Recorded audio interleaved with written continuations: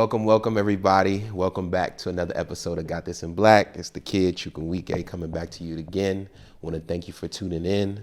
As you see, we got a nice setup today. We got some bright colors going. We got a super special guest, so we're going to get right into it. To my right, of course, we have Andima. How are you doing today? I'm doing well. Doing well. You know, I hope I'm glowing. Maybe it's a sweat. I think the plants are giving you a little life. Yeah, the plants are giving me life. Yes. And to my right, we have a super special guest. We have a legend, to say the least. We have a 4-time Emmy-nominated, award-winning makeup artist and designer. Miss Debi Young is in the building with us. How are you doing today? I am fantastic. That is great. It's a pleasure to have you here. We want to thank you for coming on the podcast. And thank you so much for inviting me. Of course. If you haven't yet, like, comment, subscribe, share on all platforms. We're on YouTube, Spotify, Apple Podcasts, Google Podcasts. Follow us on Instagram, TikTok, at Got This in Black, all that good stuff. But before we get into our guests, let's get into what we have on. So, Andima, kick us off. Tell us a little bit about what you are wearing. Okay. Well, y'all can't see it because it's like I'm sitting down and my torso is short. But I'm wearing a Sammy B jumpsuit. Which Shout out to Sammy B. I know, which I can't wait to style with. She has this really cute scarf and it has a bee and it's white and black. I can't wait to style it like that. But for today, I'm a little bit of a retro look with it. And then I've got this bangle, which is Raya Jewelery. It's a Nigerian jewelry brand. Okay. And I really love their stuff. It's very dope. No, that's good. I like it. Fantastic. Definitely. A little Canadian tuxedo going. Yes. Okay. But, you know. And I almost wore that. Almost there. I mean, not a Canadian tuxedo? I sure did. I think No, that's it's a good go-to. Yes. Yes. All right, Miss Debi, tell us a little bit about what you have on. Well, I generally choose things that make my stomach flip, and then some things are gifted to me, like this lovely, I would say kimono. Okay. My daughter-in-law, Gazi, made for me. Wow. She has a design line called Noi, N-O-Y, and it's raw silk and it's a little cantha silk. So I love it. It's my go-to. You can dress it up, dress it down. And then my own collection of stones that I just string myself. Okay. Because they make me feel good. And then my moccasins were a gift from Mahershala Ali. Oh, wow. From a light sister flex. that makes moccasins. I think it's tribes or 9 tribes. I'm so sorry I don't have the correct name. We'll just drop it in the comment. Yep, we can drop it in the comment section. Yes, but they're really cute. Yeah, she does custom moccasins. Oh, wow. Okay. Me, I have on a shirt by Andre 3000. So during the pandemic, he dropped this shirt. So there was a time when he was performing where he had a bunch of black jumpsuits and he would put different messages on them. So during the pandemic, he decided to put a lot of those messages on T-shirts, sell them, and then the proceeds would go to a cause related to us. So this is the one I specifically want. It says, across cultures, darker skinned people suffer most. Why? Which is a great question. I have on a pair of joggers from AO Studio 21, and they're not on, but I got my Air Jordan 3s that, listen, if you know the struggle of the sneakers app, I was blessed to get these. I had to hit up 10 people to get on the sneakers apps for me. So shout out to those 10 people. I dropped the ball. I ain't do anything I hit up Andima, didn't do nothing. None of my women's friends was rocking with me that day, unfortunately. But my guy friends held it down, so I appreciate y'all. But yeah, so let's. So Miss Debi, we're here. Tell us where it all started from young with the makeup. What are your first memories of makeup as a youngin? Oh my goodness, I've been doing makeup as long as I can remember. As a child, I used to always, I was just fascinated by it. My mother on her vanity, she would have like her little Coty powders and lipsticks and eyeliners by Maybelline, and I had older cousins who had the Jergens lotion and the eyeliner, and every chance I got, I would just try it, and play around. Now, my dad was a barber, so at his barbershop there were many potions, right? So we used to have a lot of fun. My sister and brothers, we would go there.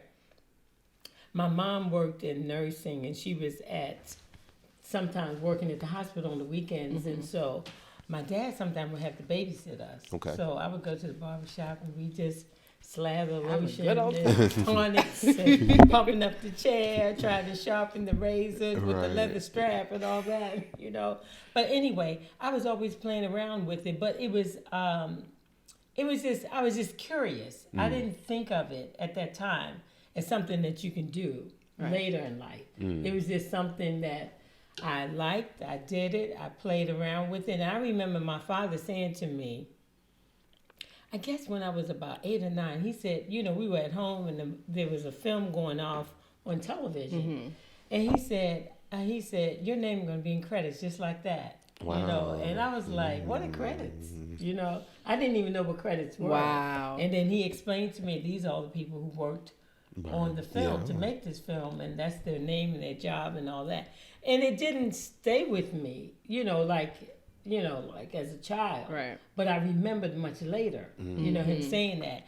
And around the corner from his barbershop, there was a cinema that when he was really busy, he would take us to the cinema and have the ushers watch us while he was cutting hair, So I got a lot of film watching, as well as playing around. And then as a teen, all my girlfriends would come to my house to get their makeup done before they went to the parties and stuff. Oh, okay. So it was more like you were the the local makeup artist. Yeah. It was like a hobby.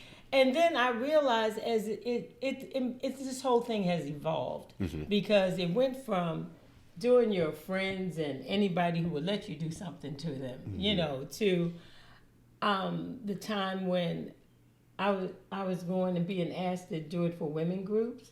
And then I realized that women got up out of my chair feeling better about themselves. And that really, I had great interest in, self-esteem. Right. And that you could have an effect on people by how you touched their skin, how you made them up, and what words you spoke to them. Right. So I kind of started doing makeup because it made people feel good about themselves. Right. And it evolved into film. It's crazy. I love that. Yeah. But at the core of it, it's about the people. Always. I about love the that. People. Always. It's like using your gift to add value to the lives of others. Yes. And this is what I used to tell my sons growing up. Our gifts are not just for us, but we have to use them to add value and lift somebody else, to elevate their life. Right. And I found no better way of doing it than self-esteem. I love that.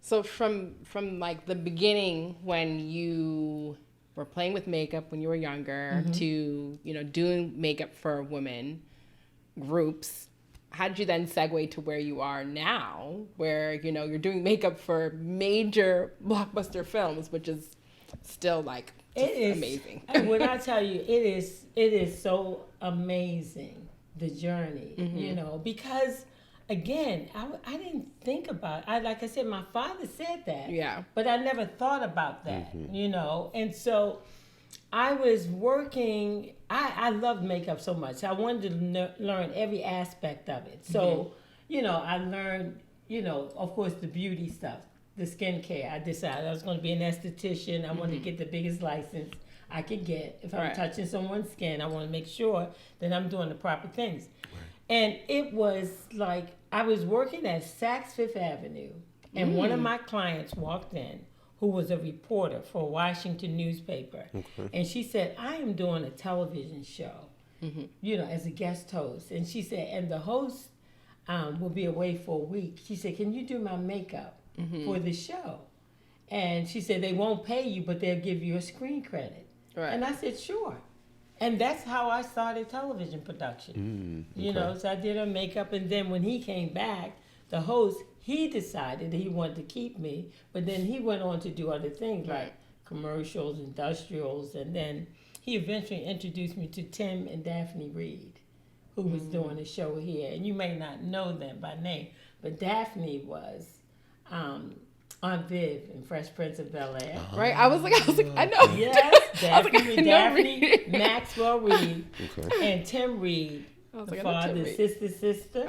Yeah, I was like, I know Tim Reed, but I was like, is it that Tim Reed? Look, wait a minute, WKRP in Cincinnati, Frank's Place, you know, all these things, links, you know, so I really started out doing more of production things with Tim and Daphne. I love them to pieces. You know? Wow. Yeah, you know, so it evolved from there. So it became word of mouth, kind of. You know, I was recommended, Right. you know, by either another makeup person or an actor or a director or producer, and it just kind of evolved from there, you know. Y'all But see in what- between that time, I got into the union and all that stuff, you know.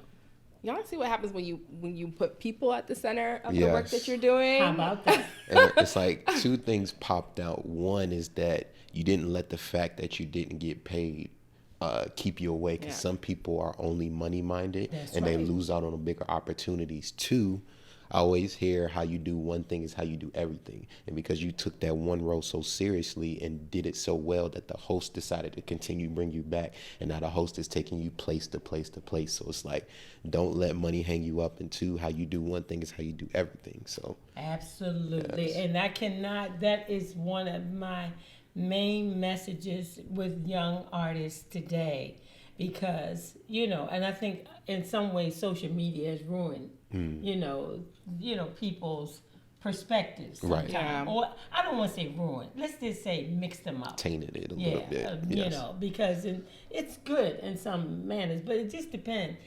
When you think that it always has to be about money, you know, you limit yourself greatly. Okay, when you think you are too big, you know, I've elevated so much, I can't do that. That's beneath me. Right. You limit yourself. Right. Because opportunities come from everywhere. And you never know who your gatekeeper will be. Okay, so my thing is, if I say that I'm going to do the job for nothing, I'm going to do it like you paying me $1 million. Right. You understand?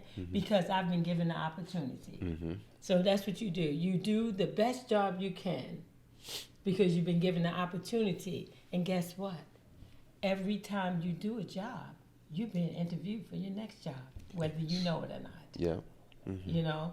So I don't run after money. I don't run after awards.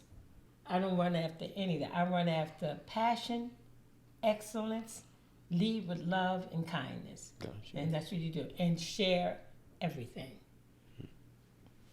Because when you give, you receive. Yeah. Straight up. I love that. I love that. That's you frame that as the advice you would give to young people, because I think you're so right about the social media piece.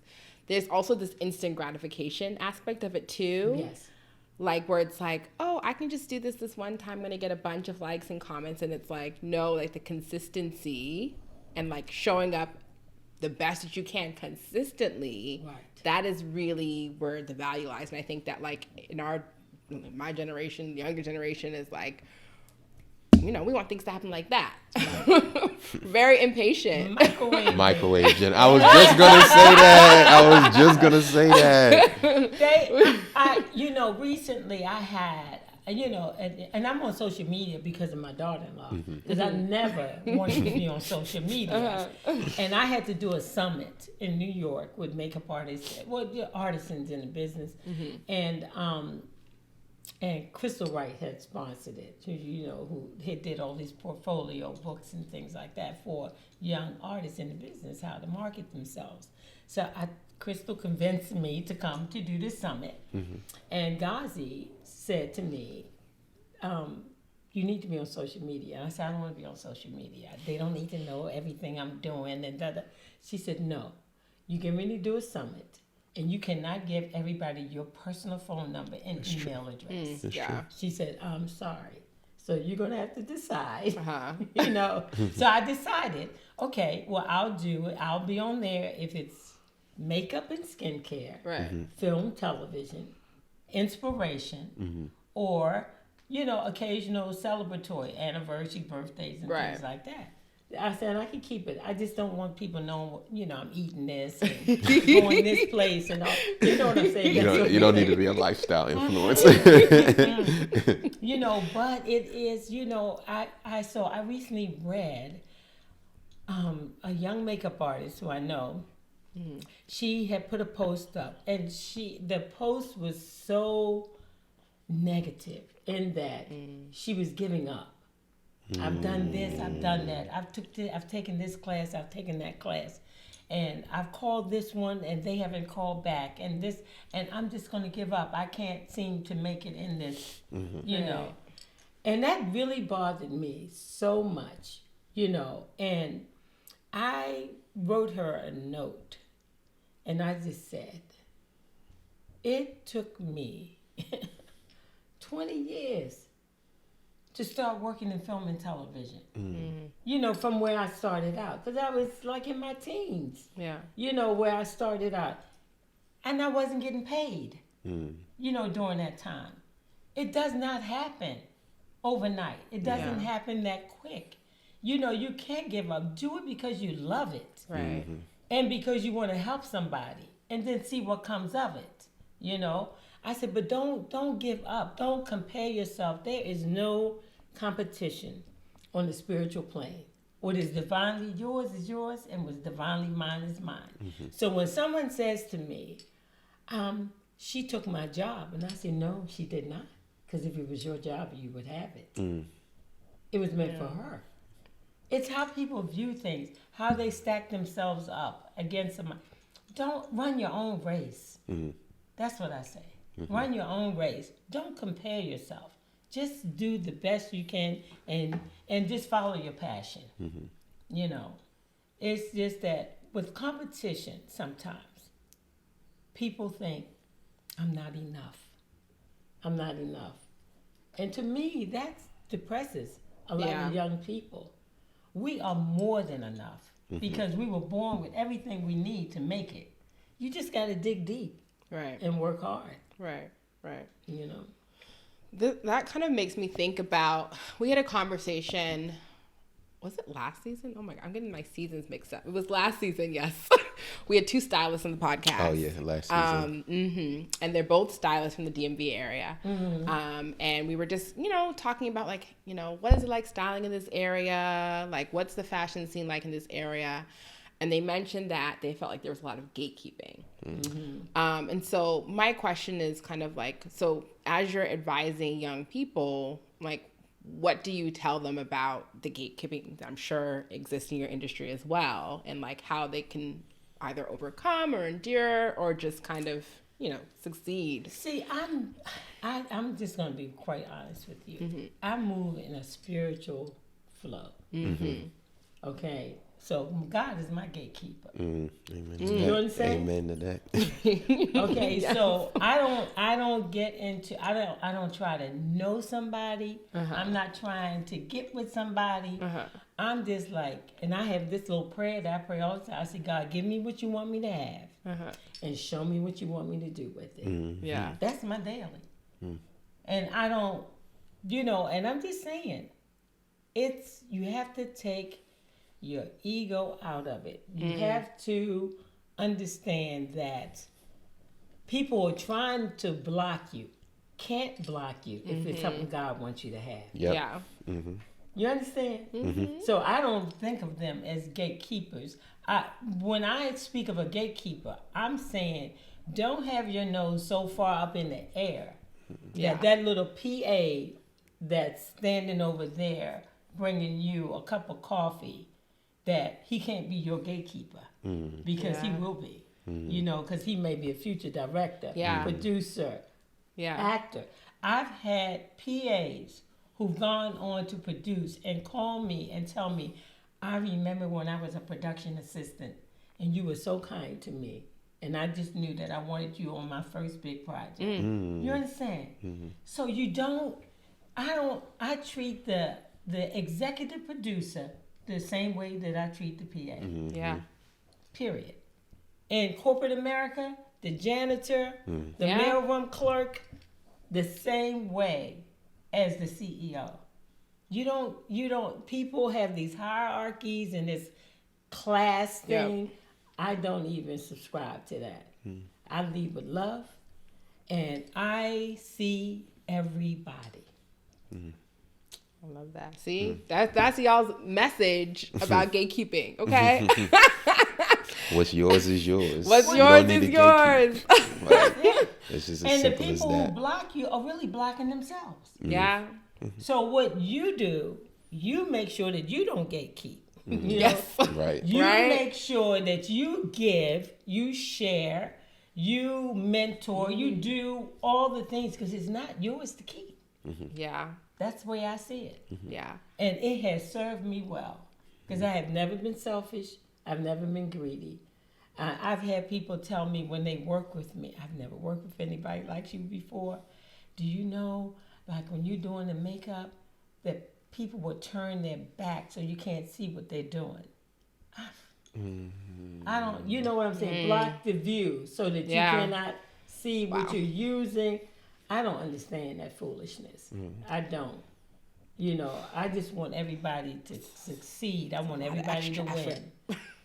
That's a lot of extra effort. It's a lot, but that comes with insecurity. Yeah. Facts. Yeah. Facts. It comes with insecurity. And there's so many insecure people.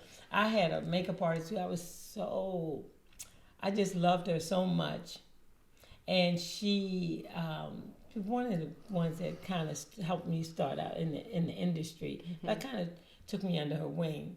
And she said one day, and it just broke my heart, not to me, she didn't realize she was saying something wrong, but we were doing a film, and I think we were in Atlanta, and we had gone shopping, and the young lady knew that we were from the film industry, that we were with the film, because we were shooting right in their area. Yeah. And we had ran over to the store on our break, kind of, and so she said to the, she said, I would so like to do what you all are doing. How do you do makeup in this industry? And my friend said to her, she said, oh, you don't want to do this. She said, this industry is so saturated already with makeup artists. And I can't even tell you how it just broke my heart to hear her say that, because she was so kind to me. But I when she went to browse, and I stayed there and I talked to the young lady. I said, don't ever let anybody tell you that something's too saturated, because whatever gift you have, that's your divine design. I say, and you do it. And if you do it with a passion, yes, ask questions, but don't let a naysayer tell you can't do it. I say, it will come, you know. And I just told her some things that she could do, like books that she could buy, and, you know, and, you know, at that time they had VCR. What is VCR? You know, VHS tapes. VHS, yes. Tapes Right. that you can do to learn certain things. For those who don't know VHS, just think YouTube in a block right there. Just YouTube in a nice little square. You'll put it into a machine and it plays it. So basically, YouTube before YouTube in a sense. Oh my gosh, the babies don't know. They have no idea. Have no idea. So, you know, because you can't always get to class. Right, but exactly. You may find something, you know.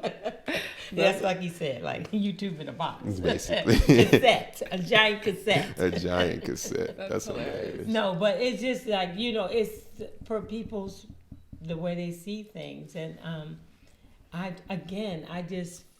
want everybody to win, you know? So, you know, share. And I love seeing shine in young people. Yeah. You know, I'm not going to block it. No. I'm not going to, and I've seen it, where people will try to claim your work.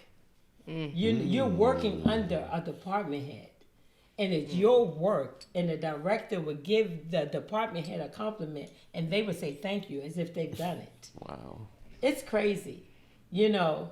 So whenever that has happened, like whenever I have somebody and they've done some amazing job, and when the directors compliment me, I take my person on my team over to the director. It wasn't me.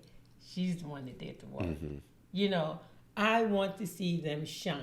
Yeah. You know, and people will try to dim your light, you know, but don't you let them. Yeah. And don't dim your own light. We talked about that Yeah. on Dio's episode. Yeah. Don't dim your own light as Yeah, well, some too. people dim their own light too. Now that's a whole nother Conversation. I want to talk a little bit about the timeline a little bit. So when you were in aesthetician school, were you working as well? I was. What were you well, doing? actually, I had worked for the Baltimore City Police Department. Okay, that's where I was, because I remember I read that you were communicating. You were 911. Yes, absolutely. At Baltimore City Police Department. I was there for 5 years, from Okay. 1974 to 79, and I just thought I was saving the world, you know, with those radio calls. And actually, that's where I first met David Simon. Okay. Because he was a reporter for the Sun Papers at the Gotcha. time. Oh, wow. But I was making up ladies in the ladies' room, you know, between my 911 calls, you know. And it wasn't even a 911 clerk. They called it emergency call clerk when I was there. 911 came later. But yes, I was working for the police department.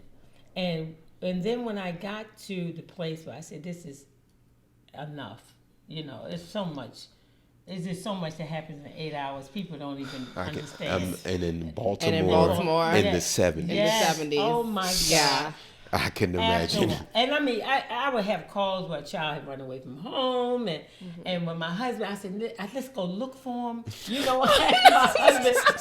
My husband was like, oh my God, he's always trying to bring somebody home with him, you know, and so he always called me officer friendly, you know. But I mean, and Thanksgiving, Christmas, I be taking baskets and toys and things like that around to people's houses, you know, because I just remember the situation that they had, and I had their addresses. Anyway, so, but after Such a big heart. Yeah. Yes, big heart. Oh my gosh. But anyway, so I decided, you know, that I was going to. I remember I got pregnant with my youngest son while I was still at the police department. And while I was going into pregnancy, during the pregnancy, I'm trying to think. I think I worked up to, I thought he was going to be born in December. That's what they told me. He was actually born in February. Okay. So I left work 2 months earlier than I had to, you know. But anyway, but I decided when I was on maternity leave, you know what? I'm thinking I'm not going to go back. I think I'm going to take my money that I had saved up in the pension fund, because I started saving from the day I got there, and use this money to go to school and get licensed. Okay. You know, and that's what I did. So it was during my maternity leave is when I decided that I was going to go to school to be an esthetician, because it was the biggest license I could get at the time. Gotcha. Okay. And then after esthetician school, you went to start working at Saks Fifth. No, actually, at my first job, I went to a salon downtown Baltimore as an esthetician. They had a facial room, and I was doing facials and all that stuff. And then from there, I went to Harbor Place. It was kind of brand new. And there was a store there, a cosmetic store called the Powder Room. And I went there to work as a makeup artist and skincare specialist, you know. Oh, wow.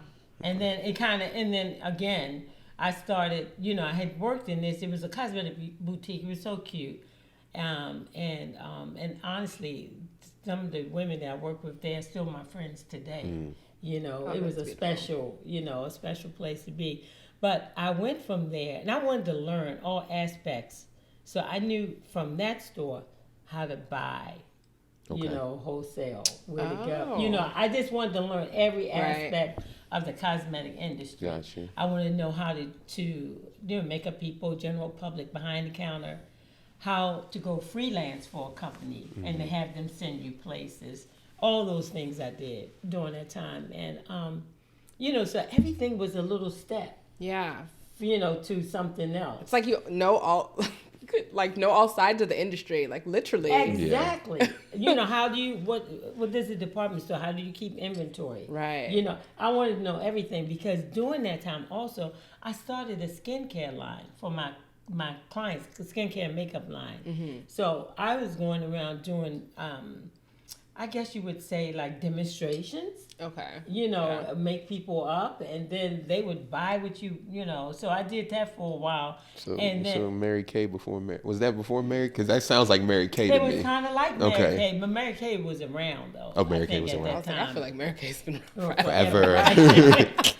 So, but that is what grew my clientele. You know, just doing those things, freelancing, you know, in the department stores. And to me, and I tell young artists today, I think your best, you can learn how to do most anybody if you work in a department store. They get like, you know, all ethnicities, you know, old, young, teen. You know, I knew how to handle any kind of skin, any color skin that came before me. Right. You know, and we'll talk more about that in the diversity piece. You know. Yes. Yeah. I'm just trying to think. So, when did David Simon come back in the picture? It was so crazy because I had done. Oh, for those who don't know, tell everybody who David Simon is. David You better know. Simon is the Sorry. writer, creator of The Wire. One of the top 5 greatest shows, arguably the best show ever created. Don't debate me, it's top 5. I took a class on The Wire in college, y'all. Really? That's dope. Yes. That class is my favorite class in college. We had to write like a imagine. 17-page paper. Let me just tell you how I just tore through that paper. I had so I much to can't say. imagine. That sounds like It was a fun. phenomenal class. Oh, honey, I'm gonna tell you. I know you know. Let me tell you. She lived it. She lived Let it. me tell you, it was some of the best writers, you know, and George Pelicano, I love the pieces. It's still one of my friends today, you know, but the best writers. And David had written also Homicide: Life on the Street. So that was my first television series that I worked on.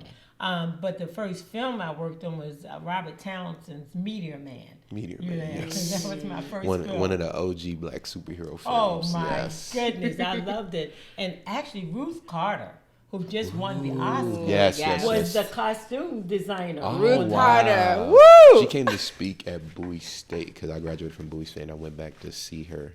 But yeah, she's phenomenal. She's Yeah. amazing. Yeah, she's an artist. She's out of here. Oh Like, my God, yes, Amazing. indeed. Yes, so it's just crazy how it comes full circle. And so right before the writer's strike, you know, I'm scheduled to do Blade for Marvel. Got you. And Ruth is the costume designer on that, you know. So it's Very so, full circle. It was so Yes. crazy. And Yeah. that's what she said, Debbie, I just don't, because she didn't remember me from Meteor Man, but I can remember her sitting on set making sketches of these superhero costumes for Robert, you know. Wow. And so, you know, she is her work is phenomenal, but, you know, we're on pause right now, Yeah. you know, but, you know, she's designed some beautiful things for that, you know, that I can't really talk about right now. Yeah. Yeah. But anyway, yeah, but it's crazy. And she said to me, I don't know how our paths haven't crossed, Yeah. you know, and, you know, I think, you know, I said, well, I did meet you on Meteor Man, you know, I said, but you know, but I'm glad to be with her. But anyway, it's crazy. Just talk about David Simon. Oh, David Simon. Yes. Yes. You know, y'all have to bring me back. I got so many stories. Yes. I know, and they're all amazing. Yeah, we're like, I'm oh. soaking it in. So David Simon. So David used to walk into the police department and he would get, I guess, some of the statistics, you know, and to write his blot or whatever he was doing at the time. And anyway, but he was not a producer, I don't think, on Homicide. He was just a writer he came. On Homicide, Life on the Street, there was an actor, Clark Johnson, who his character, he was a detective. Clark when he did an episode where he's directing, he asked me, had left the show already. He asked me if I would come back to work on his episode, and I did. And then Clark directed a movie called Boycott for HBO, and I think that was his directorial debut for film. And he asked me if I would work on that. And so it's kind of like, you know, David knew Clark probably from Homicide. He asked Clark to direct the pilot episode of The Wire. Okay, gotcha. Because I didn't even know what The Wire was. They just called me and they just said, you know, Clark would just call me and say, Debbie, got something coming your way, you know, or something like that. And then somebody called me and said, yes, as you know, Clark recommended you for The Wire, and I didn't know what The Wire was, you know. But anyway, I got the job because I was requested by him. Yeah. He did the pilot, and that's how I got back to David Simon. Wow. You know, because now he was like not just a writer, you know, he was producing and all that. So, yeah, it was just crazy. That crazy. show was something else, and my colleague Sandra Lynn, she was my key makeup artist, and I actually, and that's why I broke Ngazi in on that show, The Wire. You know, the third season though. But Sandy and I, we were the whole makeup team, like really effects, all of that, and we had no idea. Now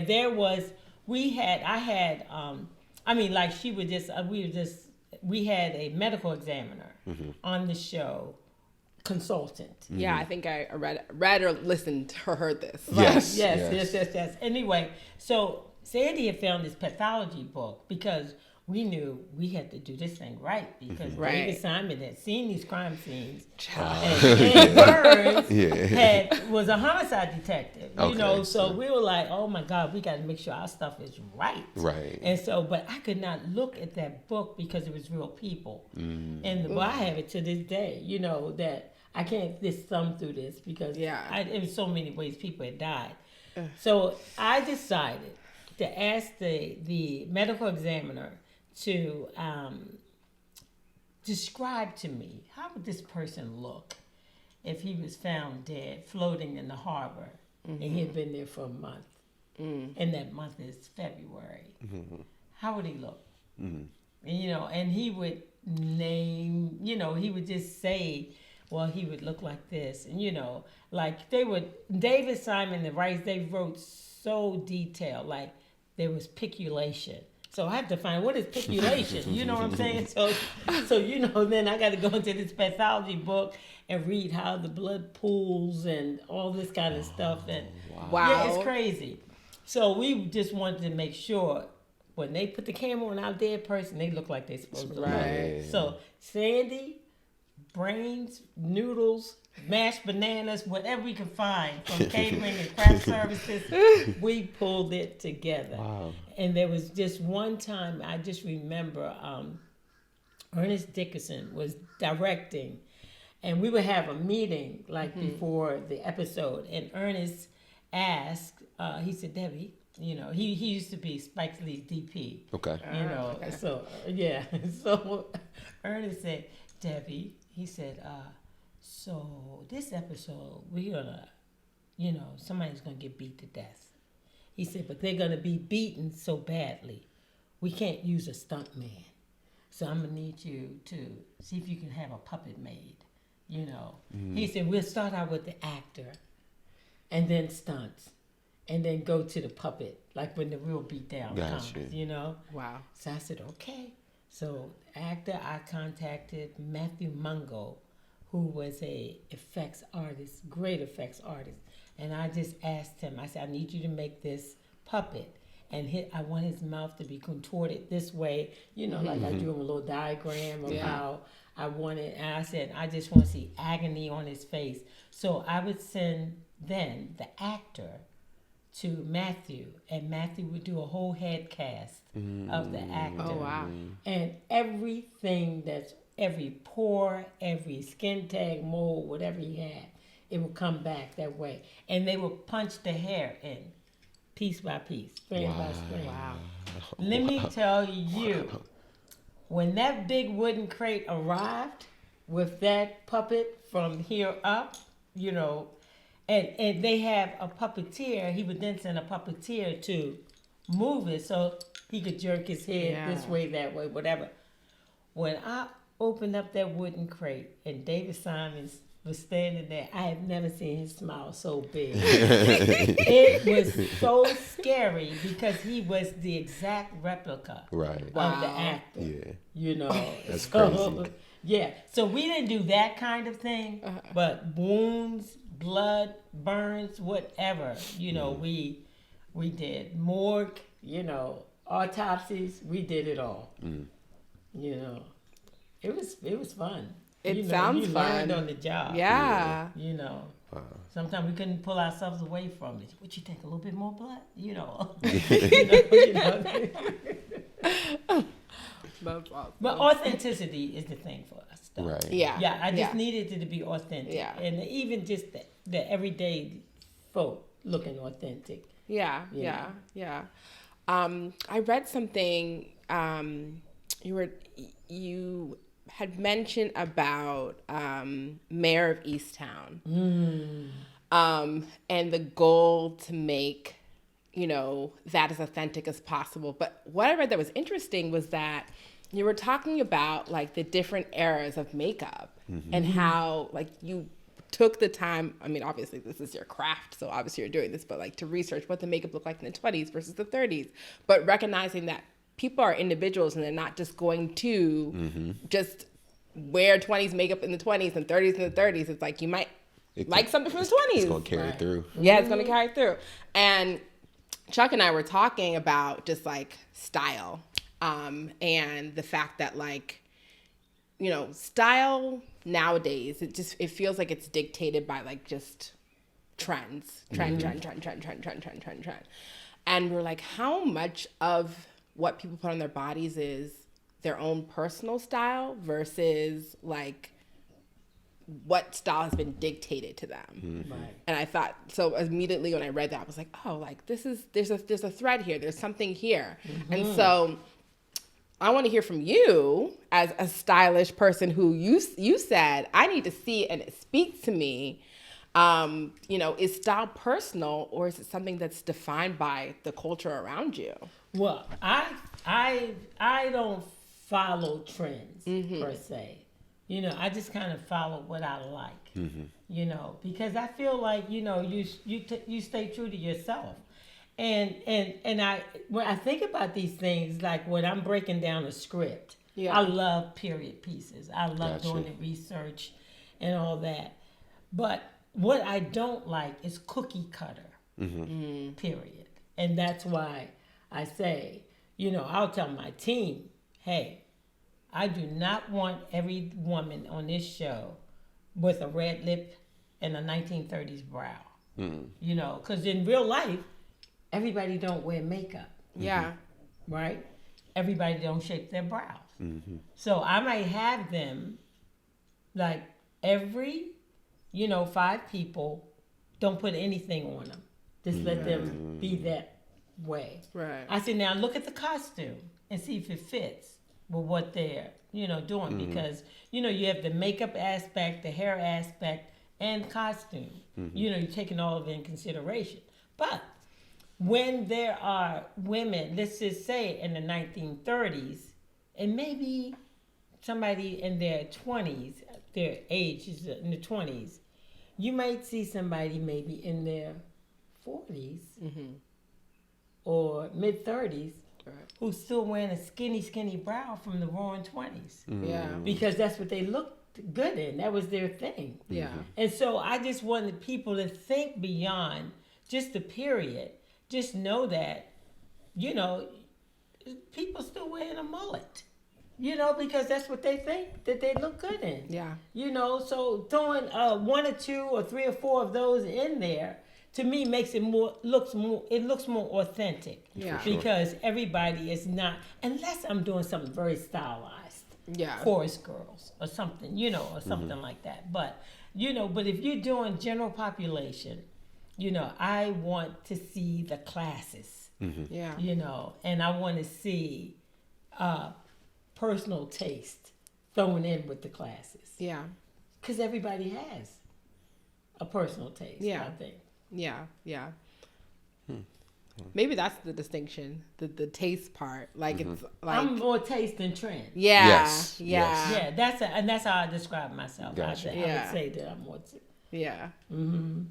So I'm curious. So because you have a wealth of knowledge, and I can tell like there's like a specific technique that I wouldn't say specific technique, but what is your process about like when you get called for a role, whether it be TV or film? How do you prep makeup for that role? Like, how do you research? How do you go into it, and then like talk about the process of like?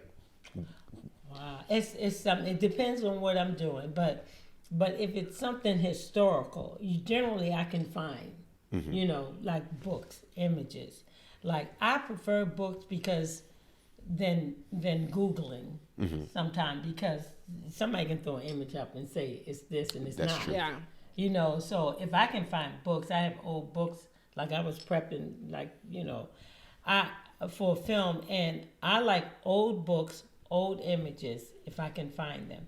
I also go to Getty Images. Gotcha. You know those things, and then I like to read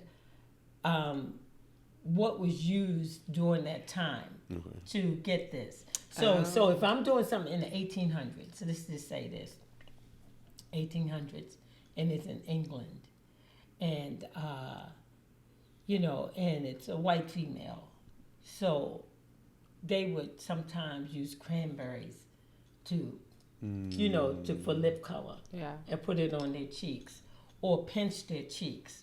So I want to see what was used during that time. So I will also research the makeup of that period or the hair of that period. What did they actually use to get that look? You know, and to me, those are kind of the best things. Now, I don't have to go get cranberries and have people do that, but I can find a lip tint that looks like that. Yeah. You know, to make it easier for my background artists to use. Yeah. You know, but if you can really research the makeup of that period, you can replicate it. Gotcha. You know, I can find what looks the best, you know, to do that. But I do it. I love to break down the script, you know. So I'll read it once for the story, and then I'll read it to break down. So if she's a sweaty drunk, what does she look like? Right. You know what I'm saying? What I can't stand is when people wake up looking like they're in a soap opera. Like they wake up with full face of makeup. You know, I like to see snot running out the nose, or you know, or not cover a scar, That's the or authenticity. pimples. Yes. I added pimples with pus. You know, Yeah. for some characters. You know, and when I did, you know, speaking of Mare of Easttown, Jean Smart, who was on Watchmen with me, she was just very, you know, she was a FBI agent, and she was just very stylish and beautiful, and then when she went to Mare of Easttown, she's Helen Fahey, the mother, you know, and the grandma. So I couldn't make her into her FBI agent look, you know, being this little Irish mom. And she was one that said to me, she's Debbie, I think I want to have dishpan hands. I said, I can make some dishpan hands, you know, and things like that.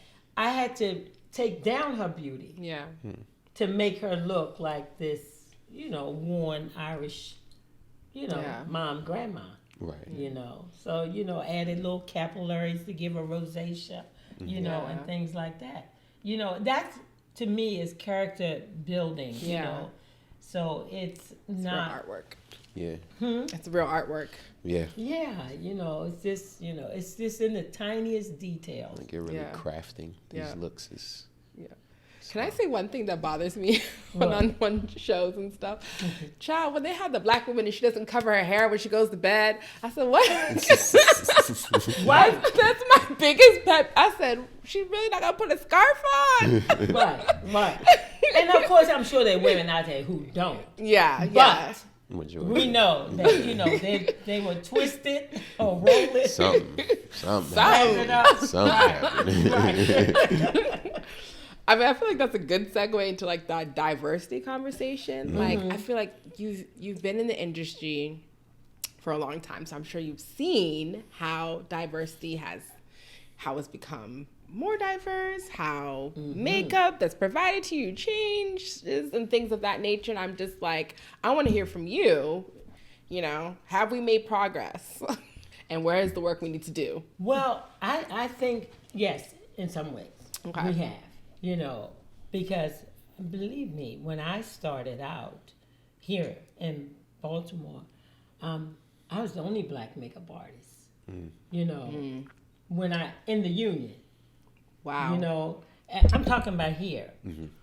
You know, it wasn't until I went to New York to work on The Preacher's Wife when I saw other black artists. And I was like, oh, Wow. you know, Okay. they have other art, you know. Yeah. I didn't realize, you know, but that was a bigger, probably New York, LA, Yeah. probably would be those areas where there were more artists because more things were done there. Right. Yeah. You know. And then you get to the part about, like, who can do who.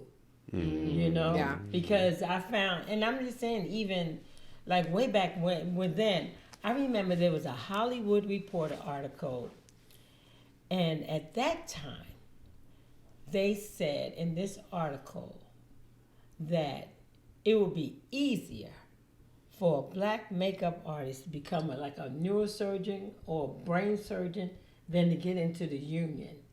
There was a Hollywood Reporter article, and I can't remember the year, Wow. but that article, I think I kept that Hollywood, and I probably still have it somewhere. I kept that Hollywood Reporter because they were saying it was just 2% at that time. Wow. And this was like early in my career, Right. you know, when I read that. And so now it's okay because there are artists, you know, artists, white artists, Asian artists, who know how to do other skins. But across the board, it just wasn't. Yeah. You know, so sometimes I would find that the black actor would not be represented the best that they could be represented in makeup and hair. Yeah. You know? So there were often times when they walked on the trailer and they would say, sis, I'm so glad to see you. I got my little bag right here. You know, because some people would say, oh, you're good. You know, like in that we don't have to do anything to you. But it was because they didn't know how to do anything, you know. And or they do the makeup and then the makeup is gray looking. You know, now I have to say this and be very honest, and it's not always people of other races. There are some people in your own race that don't know how to do it properly. Yeah. You know, so it's just trying to. I've been to Sephora and experienced that. I said, this is, ma'am, this is not the right. So That's Sephora. the cast I don't want any of my cast members thinking about their makeup and hair when they're out there supposed to be delivering their lines. Right. Yeah. You know, so I call my cast before I even meet them. I'll call them, introduce myself as the makeup department head, and just wanted to say hello. Just want to know if you have any preferences as far as products that you would like to use, or if you have any allergies or anything. If anything at all, you know, I just want to make sure I have everything for you on day one. Yeah. You know, and then I tell them after we talk about whatever the issue might or may not be, then I say to them, I say, so I just wanted to say I don't have thin skin. So if there's anything that I do or anybody on my team that you don't like, please let me know so we can correct it immediately. Because what I don't want is for you to be out there thinking about how you look when you need to be concentrating on your beats and your lines. Yeah. And they always say, thank you so much for that. Because I've seen makeup and hair people think they the stars. Like, no, you just say those words, I got this. Right. That kind of craziness, you know, Right. and stuff. It doesn't get them far, you know. I imagine not. Yeah, Yeah, I can you know, imagine. yeah.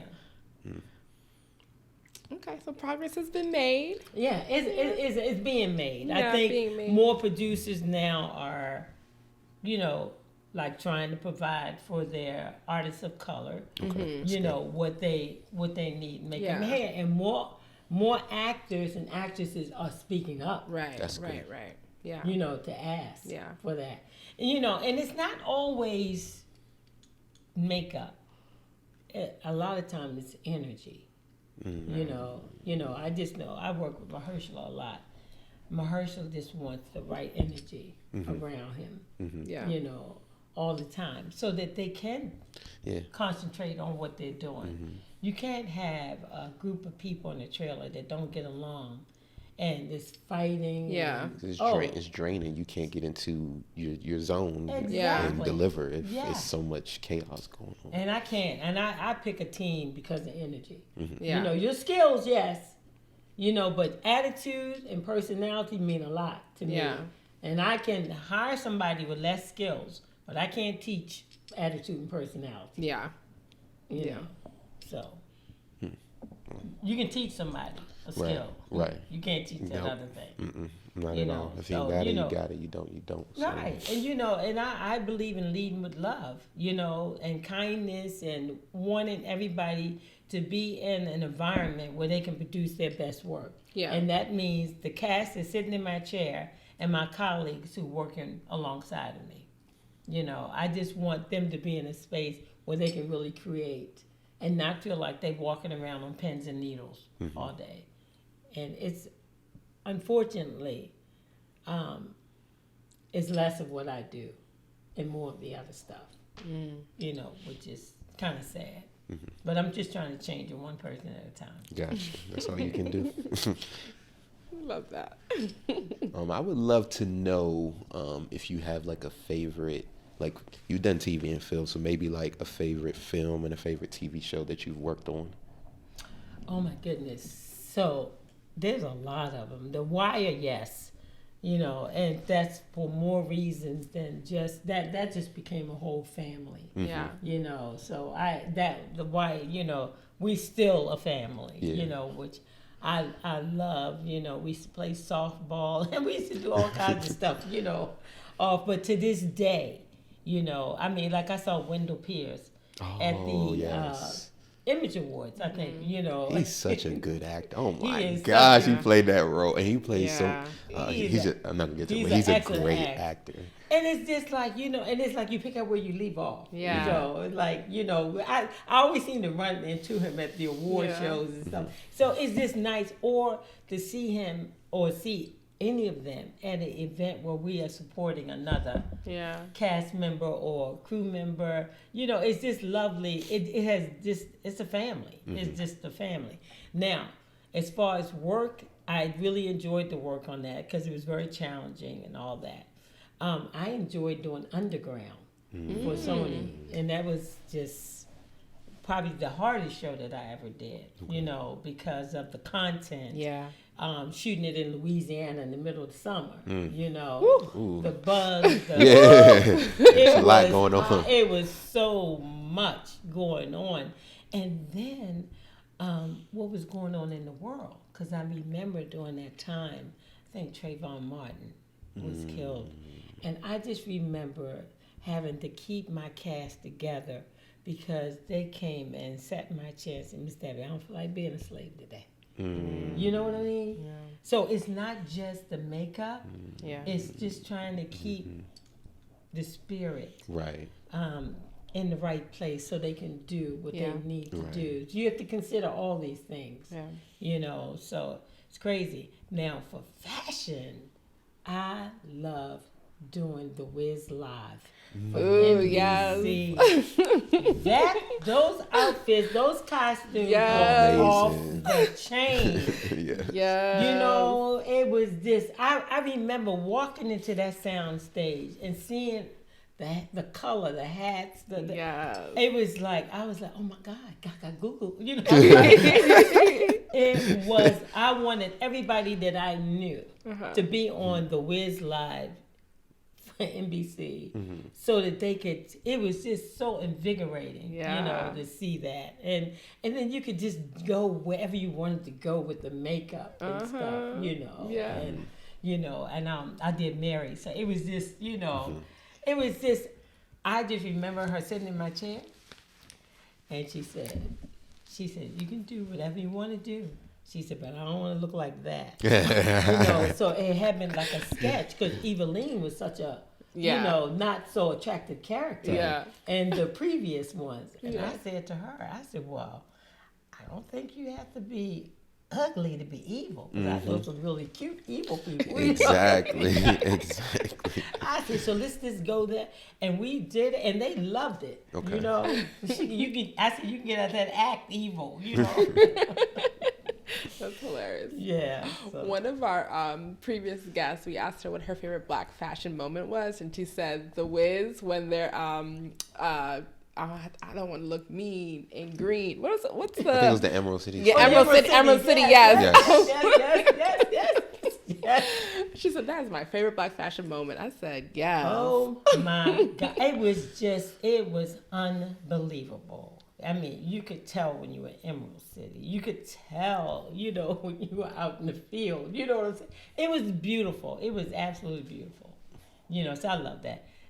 So many films. I loved Watchmen. You know, I really loved Watchmen. It was just all those alternate universes that so cool. that I enjoyed. You know, and that's why I met Regina. You know, and I just loved it. You know, and she was so good. She's so talented. From Yeah. the acting to even the doing all the voices on the Boondocks and stuff like that as well too. She is. Oh, I forgot about that. Yeah, she did Huey and Riley. That's crazy. Yeah, That's she's crazy. something else. You know, it's just so many things I think that I've worked on that I really enjoyed. I enjoyed Ma Rainey. Okay. Now, Ma Rainey, I was not the department head. I was doing Watchmen, and my friend Matiki Anoff and Carl Fullerton, you know, Matiki, that they were doing the project together. They were getting ready to do it. And so Matiki called, she said, Carl and I were thinking, you know, well, we know that you're just finishing a really big show. If you would come and run background for us. And she said, I know you may be tired. She said, but if you can come and run background for us. Explain for the people what run background means. Okay, running background is when I come and supervise every artists that come through makeup and hair that are background artists. Okay. Whether it's the dancers, the singers, the town folks, the butcher, you know, the baker, the popcorn maker. Right. You know? Yeah. So it's all of those people that you want to look like the real deal. Gotcha. Yeah. And she knew Yeah. that, and Carl knew that I would come with my department head eyes and make sure that we turn it out. Yeah. You know, so we had, you know, the dancers and it was unbelievable. And the other point I want to make was that was my first award, I think. My first award.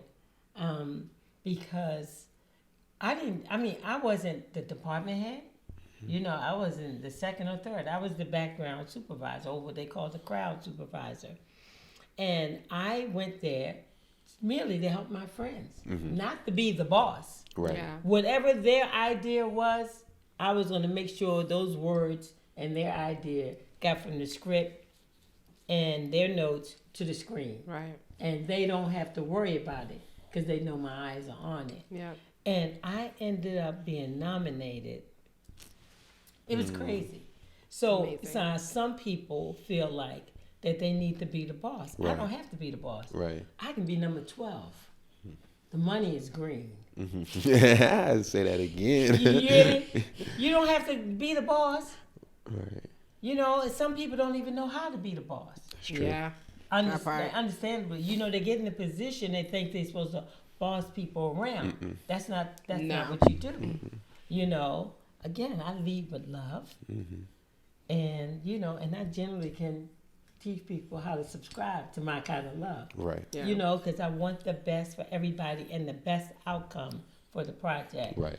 And as a result of that, I end up being nominated and winning an award that if I thought that I was too coming off of a big show like Watchmen, like if I thought I was too big to do background, that opportunity would never come my way. Yeah. So again, you do what you love, and you do it because you've been given the opportunity to do something, so you want to do the best job you can. And again, every job you do is your interview for the next one. Yeah. So many gems. So many gems. Well, let's get into we have an ongoing segment with all of our guests. I already mentioned it earlier, and it's what is your favorite Black fashion moment? Actually, before we talk about this, I feel like we need to get a little bit more into your personal style before we talk about your favorite Black fashion moment. You said a little bit about how, you know, your personal style is, you know, it's authentic to you. You don't chase trends, but like, at least let us know, like, what are the type of pieces that typically speak to you?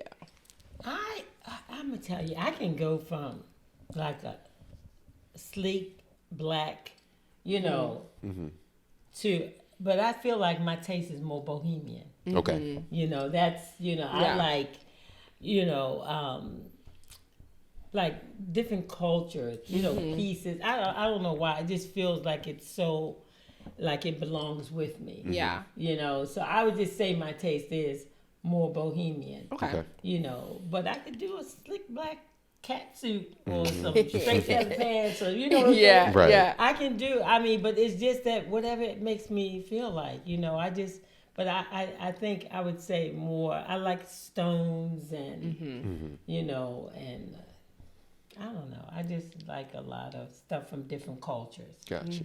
You know. Yeah. We can see that. If y'all could see her plays. Yeah, very, very bohemian, very eclectic. Very very eclectic, just but cultural. beautiful colors and cultural pieces, greenery everywhere. It really speaks to you. So like, we can see that. Yeah. I could also see the black cat suit too. Like, you know. I can do it all. You know, I can change up. You would say, who is that? You know, a lot of times I don't have a chance. You know, like, you know, and Dima, you've seen me before. You know, I'll wear like a big hat. Yes. And, you know, leather tassels on my braids. You know, it's just whatever. You know, whatever I feel like. But then I can wrap it up. Then I can blow it out. You know, it's just whatever. You know. Again, I just say whatever makes my stomach flip. Yeah. That's what I like. I like that. You know. And now, my fashion moments, I can't think of any for me. Like, again, like I said, I think the Wiz was the one that took my breath away. Yeah. You know, that really, the fashion on that, you know, because I told the designer, I was like, you should do a clothing line or something, you know, like a Wiz inspired clothing line, because the hats were off the chain, you know. Okay, the Wiz is 2 for 2. Yeah. Okay. Yeah, this is 2 for 2. You know. But I do love period. I love the Ma Rainey, you know. You know, I love that. You know, I love the 1950s, the 1960s, you know. I just finished a film with Regina in the 1960s. She's portraying Shirley Chisholm. Oh, wow. You know, yeah. And then it was 60s and 70s. Yeah. And then, you know, and then I did Boycott. There was the 1960s. You know, I love those periods. You know. Gotcha. You know. That's a great period in black fashion. It's just very like people really dressed to the nines then, you know, in such a different way, just very meticulous. And Ma Rainey was like the 20s, the 30s. I did like Josephine Baker. Oh my God! Yeah. You know, I'm just saying. You know, anything I can do the 1800s. It does not matter. I just love it because, and when I did Underground, there's a character on Power. His character is Tommy. Joe Secor. Okay. Joe is Tommy on Power. I haven't like watched it, but I know it's modern day contemporary. Well, he came to work on a Underground, and when I read the character, I didn't even know who was going to portray him. But when I found out it was him, I knew I had to make him not look like he was on Power. Yeah. You know what I'm saying? So I'm reading the character, and he is like a person that peddles stuff, like selling stuff, got a wagon that's, Gotcha. he had a peg leg, and, all this stuff. Oh, and I could just see it in the script. And I was just like scraggly beard, dirty skin, you know what I'm saying? Sunburnt skin, because they didn't have protection during that time. Yeah. And teeth that are, yellow and brown from nicotine. And they didn't brush their teeth every day. Right. So it was all of that. And I did that character. He loved it so much, to have this, this scraggly and the pieces, that I had put on. Anyway, he did not look like it. I think I did a post a long time ago putting them side by side, but and that. But I like creating those kind of characters. Yeah. They didn't wash. They had dirt under their nails. Their hands were dirty. I like that. Right. And you know how actors nowadays, you get your teeth whitened. You come to me sitting in my makeup chair with your teeth all whitened. It's not going to work for the 1800s. Right. Exactly. So we're going to have to color your teeth. Yeah. Okay. Yeah. All right.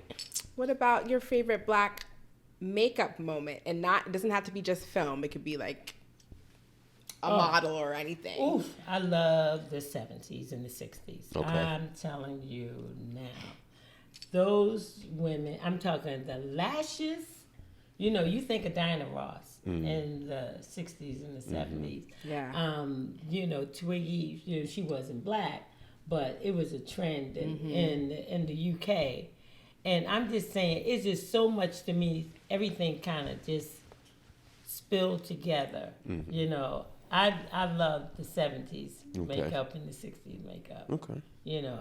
A lot. And then because the 70s was my era.